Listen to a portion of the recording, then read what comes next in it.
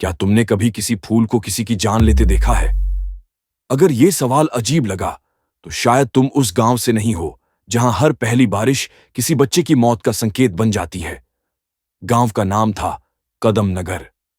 चारों ओर हरियाली, तालाब और वो पुरानी हवेली जो अब सिर्फ खंडहर बन चुकी थी। इस गांव में एक बात अक्सर बुजुर्गों के मुंह से सुनी जाती थी।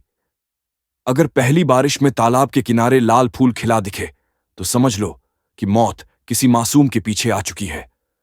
लोग इसे सिर्फ किस्सा समझते थे, एक कहानी जो शायद डराने के लिए बनाई गई हो। लेकिन उस साल जब पहली बारिश गिरी, तो वाकई में वो लाल फूल खिला था।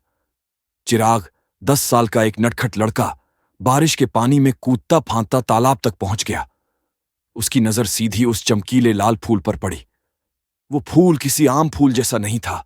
उसकी पंखुड़ियां हल्की नीली रोशनी बिखेर रही थीं, और उसमें से एक अजीब सी मीठी लेकिन सड़ी हुई खुशबू आ रही थी। चिराग मंत्रमुग्ध सा उसके पास गया। उसे मत छूना, एक कांपती हुई आवाज पीछे से आई। चिराग ने मुड़कर देखा। बूढ़ी दयान माई खड़ी थी, कांपते हाथों से इशारा कर रही थी। ये फूल नहीं, ये शाप है। ये फूल नहीं खिलता, ये बुलाता है मौत को। चिराग हंस पड़ा।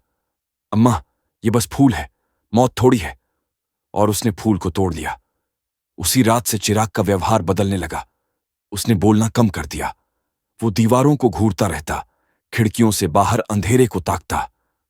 कभी कभी वो खुद से बातें करने लगता, और उसके शब्द किसी और भाषा में होते।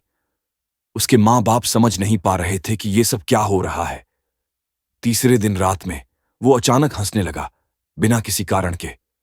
उसकी हंसी में एक अजीब सी ठंडक थी, जैसे वो कोई बच्चा नहीं, कोई और ही हो। 5वें दिन उसने अपने कमरे की दीवारों पर खून से कुछ अजीब चिन्ह बनाए। जब उसकी मां ने देखा, तो वो बेहोश हो गई। और 7वें दिन चिराग गायब हो गया। गांव के सब लोग उसे ढूंढने निकले। घंटों तक खोजबीन चलती रही, और फिर तालाब के किनारे, वहीं जहां वो फूल खिला था, चिराग की लाश मिली। उसके होंठों पर एक हल्की मुस्कान थी, आंखें खुली थीं, और उसके हाथ में वही लाल फूल था। गांव वालों ने कहा कि फूल तो सूख गया होगा, लेकिन नहीं, वो फूल अब और भी ताजा लग रहा था, जैसे किसी और की बारी हो। कहते हैं, हर साल जब पहली बारिश गिरती है, तालाब के किनारे फिर से वो फूल खिला दिखता है, और फिर एक बच्चा बेवजह हंसते हंसते मर जाता है।